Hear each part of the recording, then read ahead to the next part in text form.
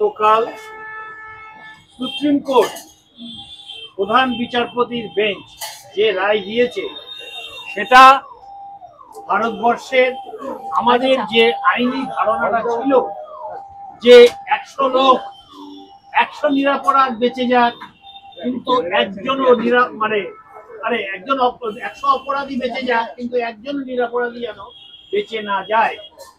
এখানে কালকের যে রায় হলো ঠিক তার উল্টো, অর্থাৎ 100 অপরাধী নির্দোষ হলেও তাদের শাস্তি পেতে হবে, কিন্তু একজনকে কোনো মতেই ছাড়া যাবে না।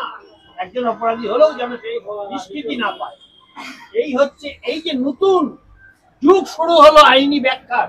হ্যাঁ, এই যে আমাদের কাছে একটা বিশাল বিপ্লব, ওই বিপ্লব না প্রতি বিপ্লব আমি বলতে পারছি না, এটা আগামী দিনে বিচার হবে।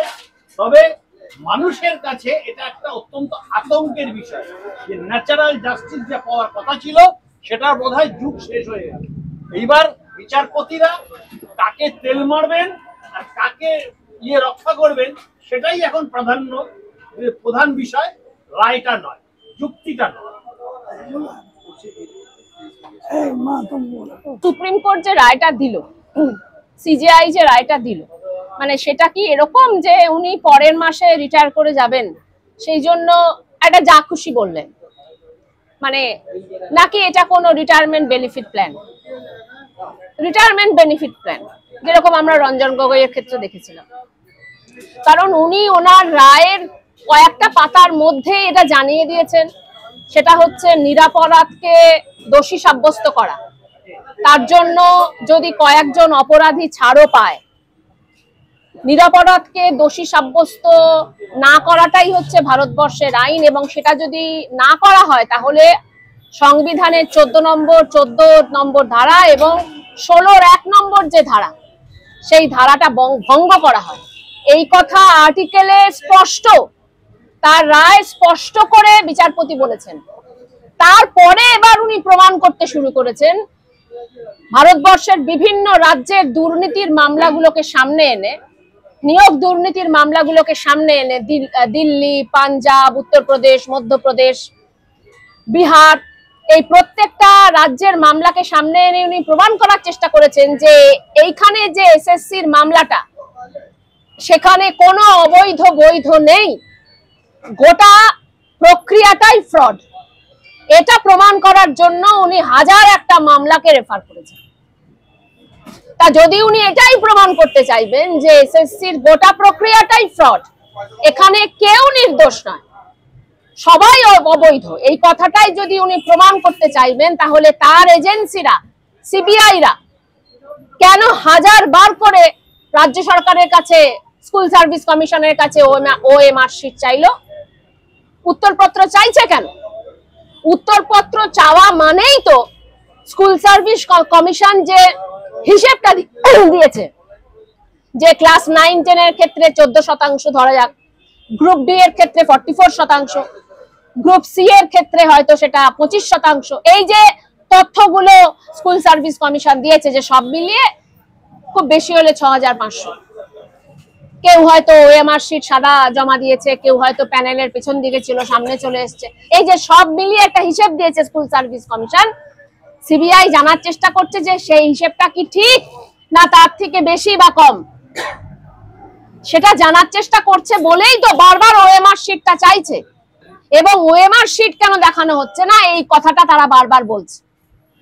তার মানে ওএমআর শিট চাওয়ার মধ্য দিয়েই তারা প্রমাণ করছে যে এই গোটা প্রক্রিয়া পুরোটা ফ্রড নয়।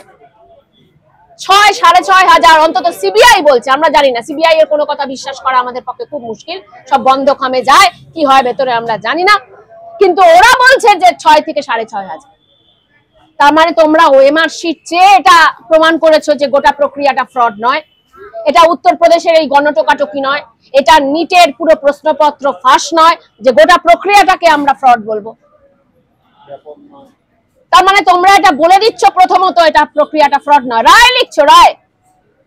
2 নম্বর, তোমরা বলছো যে মাত্র যারা প্রমাণিত তারা টাকা ফেরত দেবে, তারপরে তোমরা বলছো গোটা প্রক্রিয়াটাই ফ্রড। এবং কি বলছো তার যুক্তিতে বলছো যে না, প্রমাণ দরকার নেই। আশ্চর্য, সমস্ত ক্ষেত্রে যে নিখুঁত প্রমাণ করতে হবে তার কোনো মানে নেই। আমরা প্রবাবিলিটি টেস্টে করছি, প্রবাবিলিটি টেস্ট। এটা কি অঙ্ক হচ্ছে? তাহলে এই অঙ্কটা কে কবে করলো? এই প্রবাবিলিটি টেস্টটা কারা করলো, কে করলো? নাকি প্রবাবিলিটি টেস্ট বলতে আপনারা বলছেন আন্দাজে,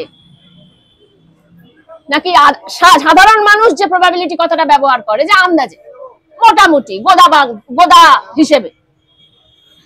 তার মানে আপনারা ওখানে কোর্টে বসে বললেন নিখুঁত প্রমাণের দরকার নেই, সন্তোষজনক ভাবে তোমরা তথ্য এনে দিলেই হবে।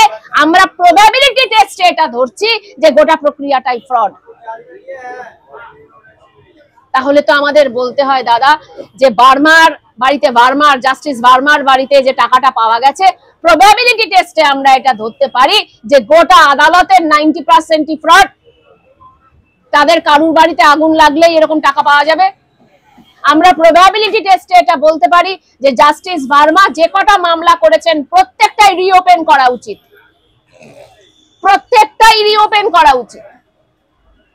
একটা আদালতে বসে বিচারপতি বলছেন প্রবাবিলিটি টেস্টে আমরা প্রমাণ করছি, অথচ বারবার ওএমআর শিট চাইছো, অথচ তুমি 6500 লোককে বলছো টাকা ফেরত দিতে। এই ধরনের একটা জঘন্য রায়, যেটা 26,000 পরিবার, তার মানে লাখখানেকের ওপরে মানুষ, তাদেরকে পথে বসিয়ে দিল। আর আমি গোটা পৃথিবীতে এমন কোন বামপন্থী দেখিনি যারা চাকরি খেয়ে আনন্দ পায়। চাকরি খেয়েছি, বেশ করেছি, এই কথাটা বলে আনন্দ পাচ্ছে এরকম কোন বামপন্থী আমার দেখা নেই। যেটা আজকে আমি সিপিআইএম এবং আরজি করের পেছনে থাকা কিছু তথাকথিত নকশালদের সোশ্যাল মিডিয়াতে দেখতে পাচ্ছি। আপনাদেরকে ধিক্কার জানানোর ভাষা আমার নেই।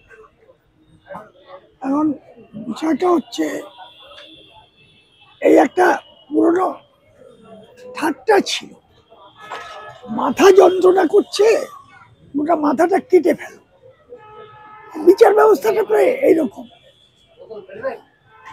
আর তারপরে যে কথাটা বর্ণালী বলল, আমি এরকম দেখিনি মানুষের চাকরি চলে গেলে এত আনন্দ পায়। এরা জল্লাদ কিনা আমার সন্দেহ আছে।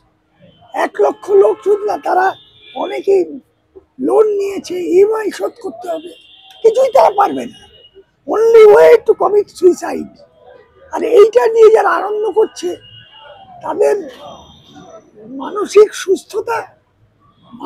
সুস্থতা নিয়ে আমার সন্দেহ আছে। তারা বিকৃত কাম, স্যাডিস্ট যাকে সাইকোলজিতে বলা হয়, তারা বিকৃত কাম। আমি একেবারে এদেশের মানুষের হয়ে মানবতার পক্ষে বলছি, এই বিকৃত কাম মানুষদের বিরুদ্ধে $1 নিষ্ঠিবল রেখে যাচ্ছে, $1 নিষ্ঠিবল। এছাড়া আমার কিছু বলার নেই। এরা বামপন্থী কেন, এরা মার্কবাদী কি, ফ্যাসিস্টেরও যেটুকু চক্ষু লজ্জা ছিল এদের তাও নেই। আধুনিক ফ্যাসিস্ট তো, আধুনিক ফ্যাসিস্ট যারা একসময় রোজা লুক্সেমবার্গকে তুলে দিয়েছিল শত্রুপক্ষের হাতে, এরা তো তাদের চেয়ে অনেক অনেক অনেক নিচে। এদের কিচ্ছু যায়নি, কোনোদিন কিছু লড়াই। মোটা মোটা টাকা কেস লড়ে পাচ্ছে, মিডিয়ায় বাইট দিচ্ছে, হাততালি পাচ্ছে। আর এই বিকৃত আনন্দ, আমি বিকৃত আনন্দটার উপর জোর দিচ্ছি। এটা যদি রোল করতে থাকে ভারতবর্ষে এবং পশ্চিমবঙ্গে, কোনো সুস্থ মানসিকতা থাকবে না।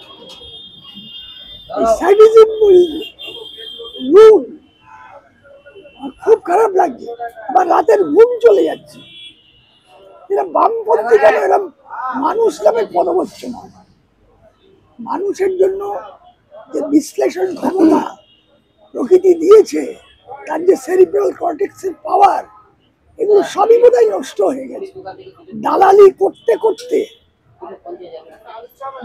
এটা একটা অদ্ভুত কম্বিনেশন হয়েছে। বিজেএম, আমি তাদের বিজেএম ছাড়া কিছু বলি, বিজেএম এর মুখপাত্র এরাই রুল করছে। আর এই উৎকট আনন্দ সবাই নাচছে। আমি আবারও বলি, এদের ফুক্কার